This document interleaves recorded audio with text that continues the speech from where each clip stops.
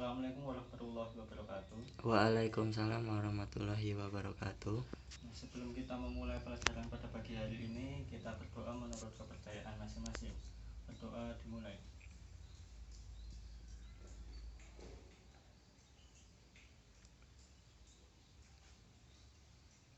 Baiklah, sebelum kita memulai, Bapak akan mengabsen terlebih dahulu.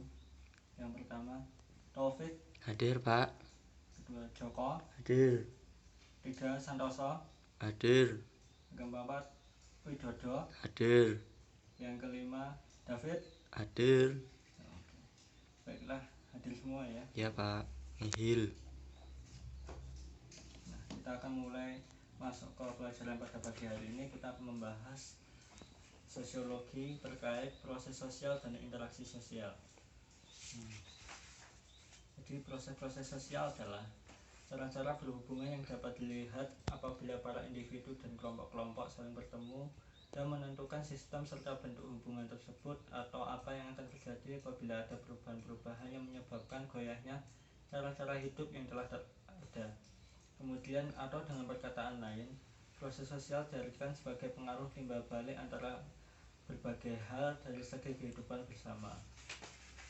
Nah, kemudian dari contoh interaksi sosial yaitu interaksi sosial antara kelompok-kelompok manusia terjadi pula di dalam masyarakat. Interaksi tersebut lebih mencolok ketika terjadi perbenturan antara kepentingan perorangan dengan kepentingan kelompok. Jadi misalnya itu di kalangan banyak suku bangsa di Indonesia berlaku suatu tradisi yang telah melembaga dalam diri masyarakat, bahwa dalam perkawinan pihak laki-laki diharuskan memberikan mas kawin kepada pihak wanita, yang seringkali jumlahnya besar sekali. Nah, kemudian dasar adanya mas kawin tersebut antara lain berasal dari alam pikiran bahwa dengan berpisahnya wanita dari keluarganya karena dibawa oleh suaminya, maka timbul ketidakseimbangan magis dalam keluarga si wanita tersebut. Nah, keseimbangan akan dicapai kembali apabila syarat-syarat mas kawin tadi dipenuhi. Kemudian beratnya syarat-syarat yang harus dipenuhi oleh pihak laki-laki seringkali menyebabkan terjadinya kawin lari, yang dalam hal ini disetujui oleh calon istri. Kemudian biasanya persoalan kawin lari tersebut diselesaikan oleh seluruh masyarakat karena menyangkut kepentingan umum dan tata tertib seluruh masyarakat. Kemudian interaksi sosial. Interaksi sosial sangat berguna untuk menelaah dan mempelajari banyak masalah di dalam masyarakat. Sebagai contohnya di Indonesia itu yaitu dapat dibahas bentuk-bentuk interaksi sosial yang berlangsung antara berbagai suku bangsa, antara golongan-golongan yang disebut mayoritas maupun minoritas. Nah, kemudian dan antara golongan terpelajar dengan golongan agama dan seterusnya. Kemudian interaksi sosial itu merupakan kunci semua kehidupan sosial, karena tanpa interaksi sosial tak akan mungkin ada kehidupan bersama. Nah, kemudian kontak sosial dapat berlangsung dalam 3 bentuk, yaitu sebagai berikut. Yang pertama antara lain antara orang-orang perorangan. Nah, kontak sosial ini adalah apabila anak kecil mempelajari kebiasaan-kebiasaan dalam keluarganya. Proses demikian terjadi melalui sosialisasi, yaitu suatu proses di mana anggota masyarakat yang baru mempelajari norma-norma dan nilai-nilai masyarakat di mana dia menjadi anggota. Kedua yaitu antara orang perorangan dengan suatu kelompok manusia atau sebaliknya. Kontak sosial ini misalnya adalah apabila seseorang merasakan bahwa tindakan-tindakannya berlawanan dengan norma-norma masyarakat, atau apabila suatu partai politik memaksa anggota-anggotanya untuk menyesuaikan diri dengan ideologi dan programnya. Kemudian yang ketiga yaitu antara suatu kelompok manusia dengan kelompok manusia lainnya. Umpamanya adalah dua partai politik mengadakan kerjasama untuk mengalahkan partai politik yang ketiga di dalam pemilihan umum. Jadi atau apabila dua buah perusahaan bangunan mengadakan suatu kontrak untuk membuat jalan raya, jembatan dan seterusnya di suatu wilayah yang baru dibuka. Nah, interaksi sosial ini merupakan hubungan sosial yang dinamis, menyangkut hubungan antara individu, antara kelompok maupun antara individu dengan kelompok. Dua syarat terjadinya interaksi sosial itu, yang pertama yaitu adanya kontak sosial, sosial kontak, yang dapat berlangsung dalam 3 bentuk, yaitu antar individu dengan kelompok, serta antar kelompok. Selain itu, suatu kontak dapat pula bersifat langsung maupun tidak langsung. Kemudian yang kedua yaitu adanya komunikasi, yaitu seseorang memberi arti pada perilaku orang lain perasaan-perasaan apa yang ingin disampaikan oleh orang tersebut, orang yang bersangkutan kemudian memberikan reaksi terhadap perasaan yang ingin disampaikan oleh orang tersebut. Baiklah, sampai di sini terlebih dahulu pelajaran pada pagi hari ini. Apakah ada yang ditanyakan? Tidak Pak, sudah paham. Baiklah, kalau sudah paham, kita cukupkan pelajaran pada pagi hari ini dengan bacaan hamdalah bersama. Alhamdulillahirabbil alamin. Kurang lebihnya mohon maaf. Wassalamualaikum warahmatullahi wabarakatuh. Waalaikumsalam warahmatullahi wabarakatuh.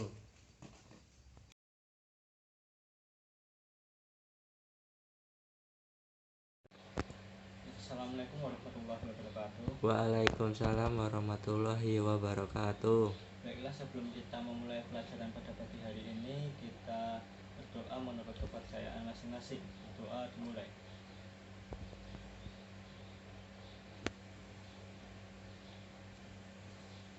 Amin.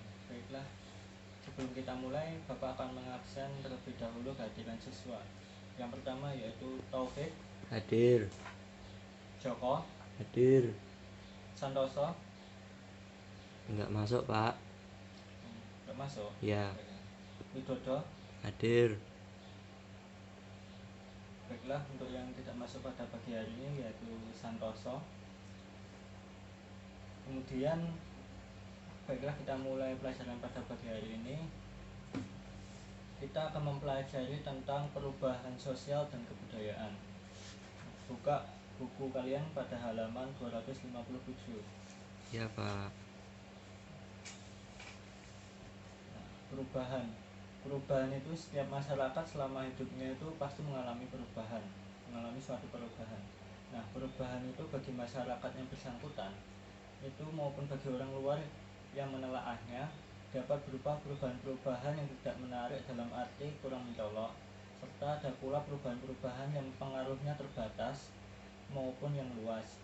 Nah, kemudian serta ada pula perubahan-perubahan yang lambat sekali, tetapi ada juga yang berjalan dengan cepat. Nah, perubahan bisa berkaitan dengan seperti hal-hal berikut ini, yaitu seperti nilai-nilai sosial, pola-pola perilaku, kemudian organisasi, lembaga kemasyarakatan, kemudian adanya lapisan dalam masyarakat, serta kekuasaan dan wewenang dan lain-lain. Itu contoh-contoh dari perubahan. Nah, kemudian perubahan sosial yaitu segala perubahan pada lembaga-lembaga kemasyarakatan di dalam suatu masyarakat yang mempengaruhi sistem sosialnya, termasuk di dalamnya nilai-nilai, sikap-sikap dan pola-pola perilaku di antara kelompok-kelompok dalam masyarakat. Nah, kemudian hubungan sosial dan budaya memiliki keterkaitan yang sangat erat sekali. Suatu hubungan sosial pastilah akan memberikan pengaruh terjadinya perubahan suatu budaya.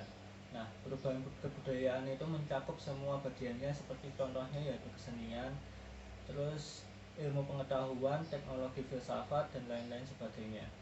Nah, kemudian bagian dari budaya tersebut tidak lepas dari kehidupan sosial kita sebagai manusia dalam masyarakat, lingkup masyarakat. Nah, kemudian tidak mudah untuk menentukan garis pemisah antara perubahan sosial dan perubahan budaya karena sangat erat hubungannya. Nah, sebaliknya tidak mungkin ada kebudayaan tidak terjelma atau tidak terjadi dalam masyarakat. Dengan kata lain, yaitu perubahan sosial dan budaya memiliki satu aspek yang sama, seperti yaitu kedua-duanya tersangkut pautkan dengan suatu penerimaan cara-cara baru atau suatu perbaikan tentang cara suatu masyarakat dalam memenuhi kebutuhannya. Nah, kemudian kita masuk ke bagian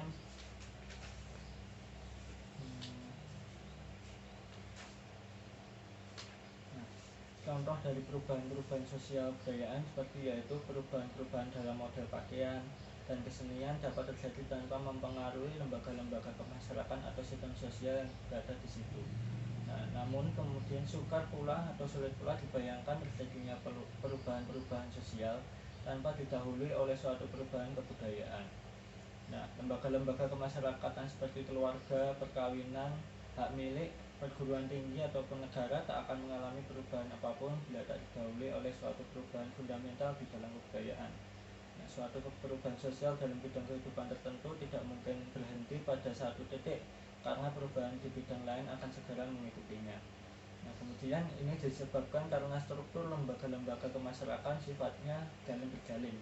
jadi saling berkaitan satu sama lain. Nah, kemudian apabila suatu negara mengubah undang-undang dasarnya atau bentuk pemerintahannya, perubahannya kemudian terjadi tidak hanya terbatas pada lembaga-lembaga politik saja, jadi lembaga-lembaga lain ikut berubah. Nah, baiklah, kita masuk ke faktor-faktor yang menyebabkan perubahan sosial dan kebudayaan. Nah, sekarang Bapak akan menunjuk kalian menjadi satu kelompok. Nah, di dalam satu kelompok itu terdiri dari 2 siswa. Nah, kalian tugasnya yaitu dengan mencari dari faktor-faktor yang menyebabkan perubahan sosial dan kebudayaan. Nah, itu kalian cari terus kalian presentasikan di depan. Baiklah, Bapak akan berikan waktu 15 menit dari sekarang. Baiklah, untuk yang presentasi pertama yaitu dari Mas Taufik dan Mas Joko, dipersilahkan. Baiklah Pak, kami akan mempresentasikan hasil kami dari faktor-faktor yang menyebabkan perubahan sosial dan kebudayaan. Yang pertama yaitu sebab yang bersumber dari masyarakat itu sendiri. Yang pertama yaitu bertambah atau berkurangnya penduduk. Nah, pertambahan penduduk yang sangat cepat di Pulau Jawa menyebabkan terjadinya perubahan dalam struktur masyarakat, terutama lembaga-lembaga kemasyarakatan, misalnya seperti orang lantas mengenal hak milik individual atas tanahnya, sewa tanah, gadai tanah, bagi hasil, dan selanjutnya yang sebelumnya tidak dikenal. Kemudian yang kedua yaitu penemuan-penemuan baru, seperti suatu proses sosial dan kebudayaan yang besar, tetapi yang terjadi dalam jangka waktu yang tidak terlalu lama disebut dengan inovasi atau innovation. Nah, proses tersebut meliputi suatu penemuan baru, jalannya unsur kebudayaan baru yang tersebar ke lain-lain bagian masyarakat, dan cara-cara unsur kebudayaan baru tadi diterima, dipelajari, dan akhirnya dipakai dalam masyarakat yang bersangkutan. Kemudian yang ketiga yaitu pertentangan atau konflik masyarakat. Pertentangan konflik masyarakat mungkin pula menjadi sebab terjadinya perubahan sosial dan kebudayaan. Yang pertentangan mungkin terjadi antara individu maupun dengan kelompok atau berantara kelompok dengan kelompok. Umumnya masyarakat tradisional di Indonesia itu bersifat kolektif. Segala kegiatan didasarkan pada kepentingan masyarakat. Kepentingan individu walaupun diakui tetapi mempunyai fungsi sosial. Tidak jarang timbul pertentangan antara kepentingan individu dengan kepentingan kelompoknya, yang dalam hal-hal tertentu dapat menimbulkan perubahan-perubahan. Nah, yang terakhir yaitu terjadinya pemberontakan atau revolusi. Revolusi yang meletus pada Oktober 1917 di Rusia telah menyulut terjadinya perubahan-perubahan besar negara Rusia yang mula-mula mempunyai bentuk kerajaan absolut berubah menjadi diktator proletariat yang dilandaskan pada doktrin Marxis. Jadi segenap lembaga kemasyarakatannya mulai dari bentuk negara sampai keluarga batik mengalami perubahan-perubahan yang mendasar. Baiklah, saya di sini ingin melanjutkan presentasi yang sebelumnya sudah disampaikan oleh Mas Ilham, yaitu sebab-sebab yang berasal dari luar masyarakat.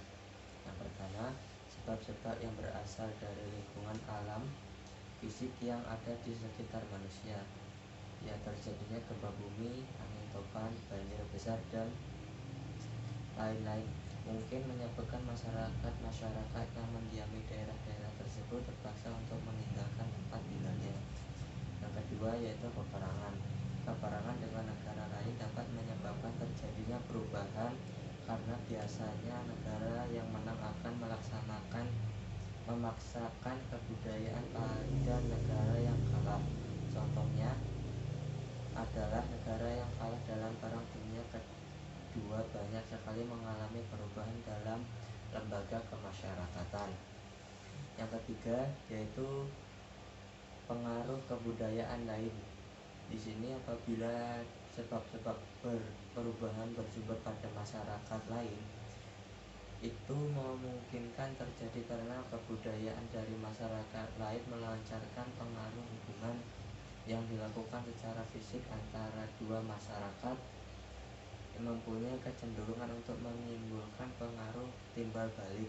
Artinya masing-masing masyarakat mempengaruhi masyarakat lainnya, tetapi juga menerima pengaruh dari masyarakat lainnya. Sekian presentasi dari kelompok kami, kurang lebihnya kami mohon maaf. Assalamualaikum warahmatullahi wabarakatuh. Oke, nah tepat sekali seperti yang sudah kalian presentasikan tadi. Jadi faktor-faktor yang menyebabkan perubahan sosial dan kebudayaan itu dibagi menjadi dua, yaitu yang pertama sebab yang bersumber dari masyarakat itu sendiri, dan kemudian yang kedua yaitu sebab-sebab yang berasal dari luar masyarakat. Nah, yang sebab-sebab yang bersumber dari masyarakat itu sendiri seperti contohnya bertambah atau berkurangnya penduduk, penemuan-penemuan baru, pertentangan-pertentangan dalam masyarakat, serta terjadinya pemberontakan atau revolusi di dalam tubuh masyarakat itu sendiri. Nah, kedua yaitu sebab-sebab yang berasal dari luar masyarakat, seperti sebab-sebab yang berasal dari lingkungan fisik yang ada di sekitar manusia, peperangan dengan negara lain, terus kemudian pengaruh kebudayaan masyarakat lain. Baiklah, apakah ada pertanyaan sampai di sini? Tidak, Pak. Nah, baiklah, karena tidak ada pertanyaan, kita tutup pelajaran pada pagi hari ini dengan bacaan Alhamdulillah bersama. Alhamdulillahirabbil alamin. Baiklah, semoga materi dan pelajaran yang kita dapatkan pada pagi hari ini dapat bermanfaat bagi diri kita maupun bagi orang lain. Nah, kurang lebihnya Bapak mohon maaf. Wassalamualaikum warahmatullahi wabarakatuh. Waalaikumsalam warahmatullahi wabarakatuh.